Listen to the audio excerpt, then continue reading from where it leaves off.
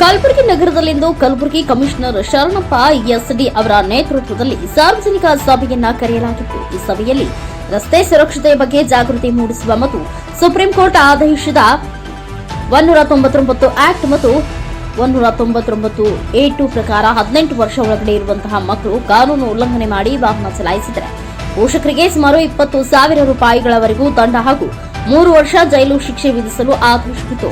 ಇದನ್ನ ನಗರದ ಸಾರ್ವಜನಿಕರಿಗೆ ಮಾರ್ಗದರ್ಶನ ಮಾಡೋದಕ್ಕೆ ಗುರುನಾಥ್ ಪೂಜಾರಿ ಅವರು ಅಧಿಕಾರಿಗಳಿಗೆ ಮಾಧ್ಯಮದ ಮುಖಾಂತರ ಧನ್ಯವಾದ ತಿಳಿಸಿದರು.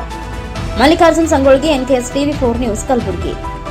ಏನಿದೊಂದು ರೀತಿ ಕಾನೂನನ್ನು ಪಾಲನೆ ಮಾಡಬೇಕು ಅಂತಕ್ಕಂಥ ಉದ್ದೇಶದಿಂದ ಕಲಬುರಗಿ ಜನರಿಗೆ ರಸ್ತೆ ಸುರಕ್ಷತೆಯ ಅವೇರ್ನೆಸ್ ನೀಡಬೇಕು ಅಂತಕ್ಕಂಥ ಉದ್ದೇಶದಿಂದ ಅವರು ಏನು ಸುಪ್ರೀಂ ಕೋರ್ಟ್ನ ಆದೇಶ ಆಗಿದೆ 199 ಆ್ಯಕ್ಟ್ 199A2 ಪ್ರಕಾರ ಯಾರು 18 ವರ್ಷಕ್ಕಿಂತ ಕಡಿಮೆ ವಯಸ್ಸಿನ ಮಕ್ಕಳಿದ್ದಾರೆ, ಒಂದು ವೇಳೆ ಅಂಥವರು ರಸ್ತೆ ಸುರಕ್ಷೆ ನಿಯಮಗಳನ್ನು ಉಲ್ಲಂಘನೆ ಮಾಡಿ 18 ವರ್ಷಕ್ಕಿಂತ ಕಡಿಮೆ ಇದ್ದಂಥವ್ರಿಗೆ ಇವತ್ತು ಆ ವೆಹಿಕಲ್ ಸಿಕ್ಕರೆ ಸುಪ್ರೀಂ ಕೋರ್ಟ್ ಆದೇಶ ಏನಾಗಿದೆ ಅಂತಂದರೆ ಅಂಥ ಪೋಷಕರಿಗೆ 25,000 ರೂಪಾಯಿ ದಂಡ ವಿಧಿಸ್ಬೋದು ಮತ್ತು ಅವರಿಗೆ 3 ವರ್ಷ ಜೈಲು ಶಿಕ್ಷೆ ಅಂತಕ್ಕಂಥದ್ದು ಒಂದು ಸುಪ್ರೀಂ ಕೋರ್ಟ್ನ ಆದೇಶ ಅನ್ವಯ ಇವತ್ತು ಕಲಬುರಗಿ ನಗರದ ಕಮಿಷನರ್ ಅವರು ಮಾಡ್ತಕ್ಕಂಥ ಕೆಲಸ ಅತ್ಯಂತ ಶ್ಲಾಘನೀಯ ಕೆಲಸ ಅಂತಕ್ಕಂಥದ್ದು.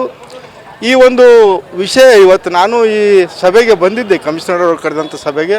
ಈ ಸಭೆಯಲ್ಲಿ ಬಹಳ ಕೂಲಂಕುಷವಾಗಿ ಜವಾಬ್ದಾರಿಯುತ ಪ್ರಜೆ ಆಗಿರುವಂಥ ನಾವೆಲ್ಲರೂ ಇವತ್ತು ಕಲಬುರಗಿ ಅಗದಿ ಒಳ್ಳೆಯ ನಗರ ಆಗಬೇಕು, ಕಲಬುರಗಿ ರಸ್ತೆ ಸಂಚಾರ ಮತ್ತು ಮಕ್ಕಳಿಗೆ ಗಾಡಿ ಕೊಡಬಾರ್ದು ಅಂತಕ್ಕಂಥ ನಿಯಮಗಳನ್ನು ಹೇಳೋದ್ರ ಮುಖಾಂತರ ನಮ್ಮೆಲ್ಲರಿಗೂ ಕಣ್ ತೆರೆಸುವಂಥ ಕೆಲಸ ಮಾಡಿದ್ದಾರೆ.